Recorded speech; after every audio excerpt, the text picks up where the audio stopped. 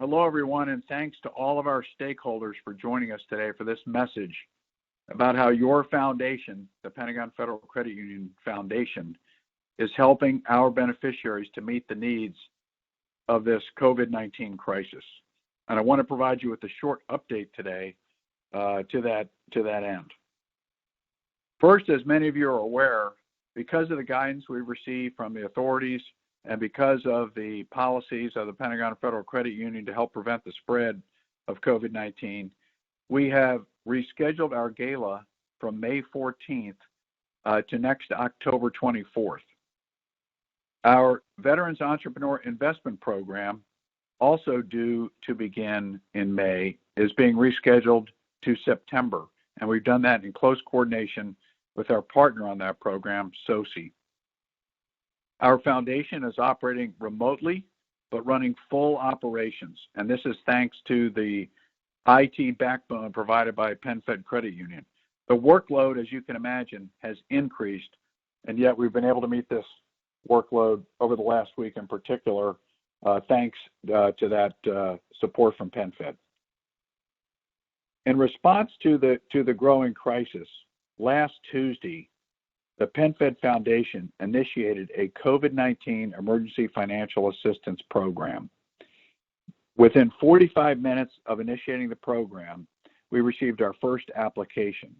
And by Saturday, 4 to 5 days later, we had over 6,000 service members and veterans who had submitted applications for assistance under this program.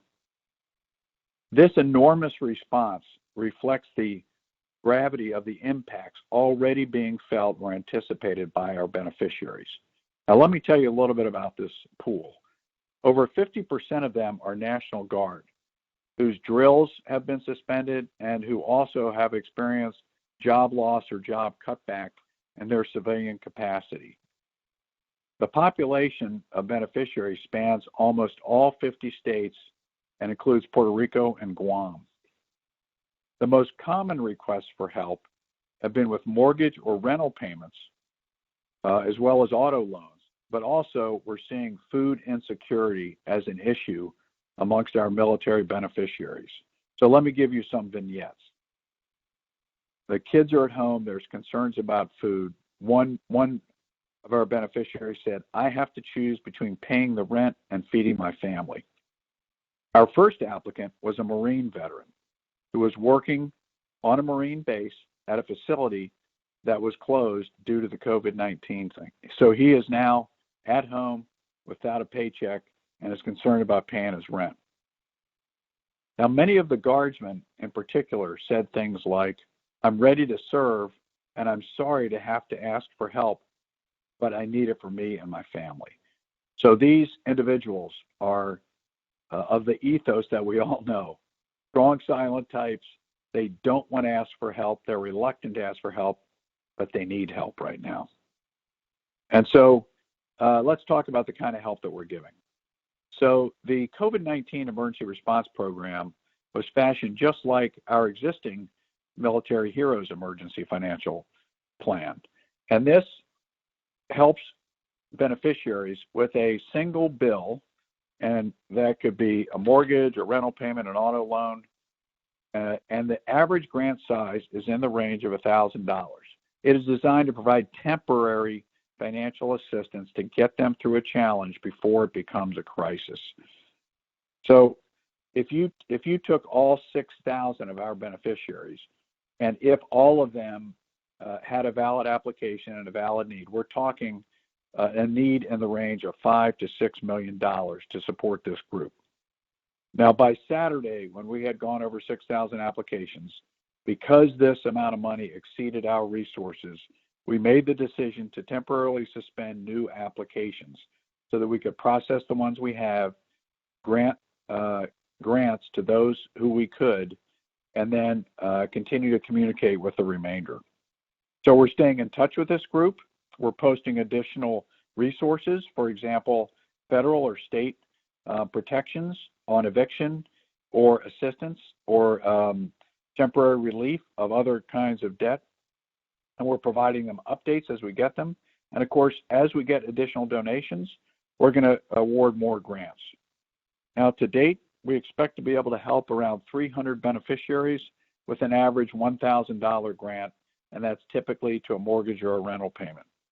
And that will hold us at $300,000 invested in this program so far. As with our Military Heroes program, we send no checks directly to beneficiaries. We only send the checks to their creditors. And we have at least 2 forms of identification for every beneficiary. They must provide a DD-214 or a leave and earnings statement if they're active duty.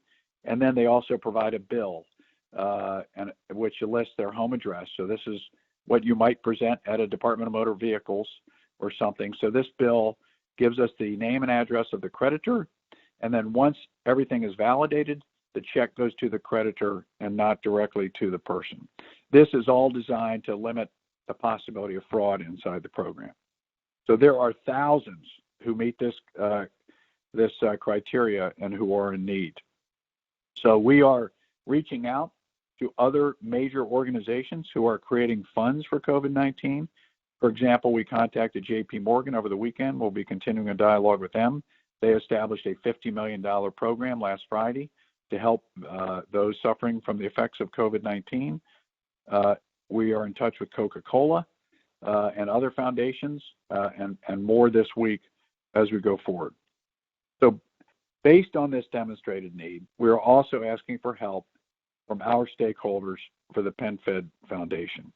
First, we ask our donors who have committed to donate for the scheduled gala in May, please provide those donations now, even though the gala is being rescheduled, so that we can cash flow all of our programs through the summer.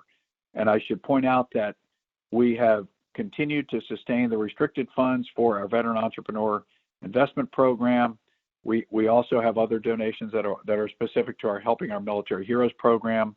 We have 20 Dreammaker grants that are approved will be approved very shortly, and we have dozens more Dreammaker grants in the pipeline. So we are continuing with our other programs, even as we try to meet the need of the COVID-19 population.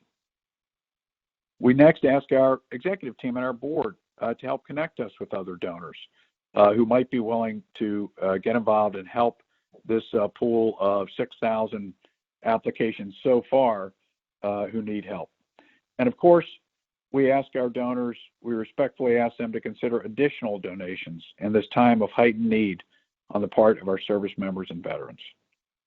I want to conclude by saying, restating the vision of the PenFed Foundation. It's that every service member can perform their duty to our nation free of financial worry, and that all veterans can realize financial stability and opportunity. And this past week, we gained a glimpse into what's happening inside our population of beneficiaries. Their financial stability is affected, and we want to help this challenge from turning into a crisis. So please, this is a temporary need, but we need your help now in order to help those who have worn the uniform of our nation to enjoy the financial stability that they deserve. Thank you very much.